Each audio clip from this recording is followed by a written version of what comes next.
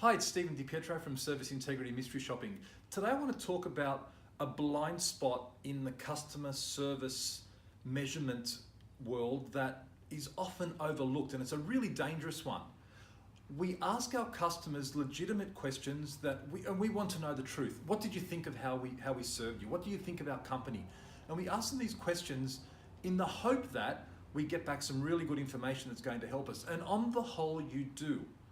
Every time it seems now that you buy an airline ticket or you do anything online, about a day later or sometime later, you get sent this email that says, hey, tell us what you think.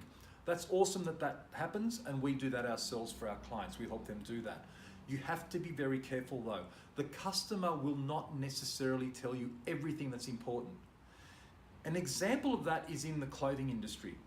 If you're selling pants, sell someone a pair of pants and they have this awesome experience, they might write back and say, hey, that was a 10 out of 10. I'd highly recommend, that was awesome. And they write glowing comments. So you basically pat yourself on the back, dust yourself off and say, aren't we good?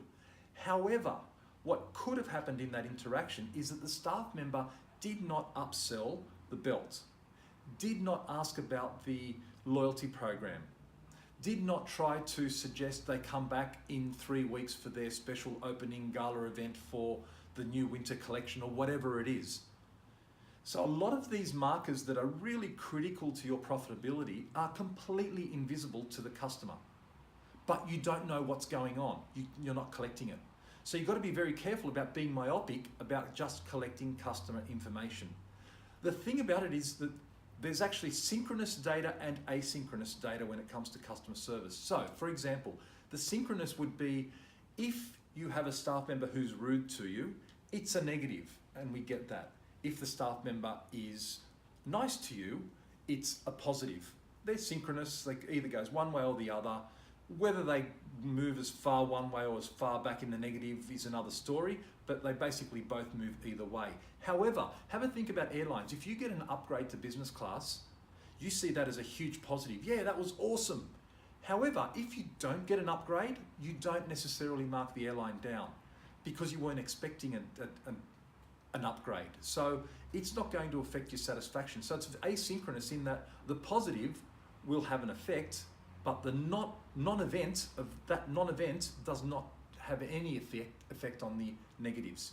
So the data's not exactly clean in terms of if it doesn't happen, it's bad. If it does happen, it's good.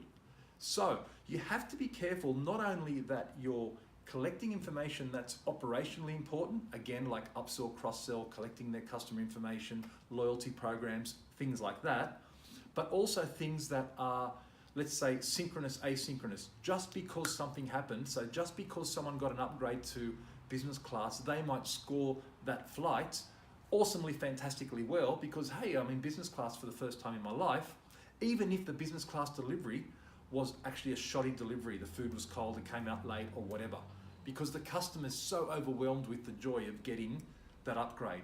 So their response is actually going to be, let's say, flavored by the event that occurred. So the only way to cut through that is to do a mystery shop. So again, this is why we keep trying to make an important point to say you can't just do one or the other. You need to do both. Yes, you need your voice of the customer, but you also need your mystery shop. And you can't just do mystery shop and not get the voice of the customer. Thanks again for listening. It's Stephen DiPietro, and talk again soon.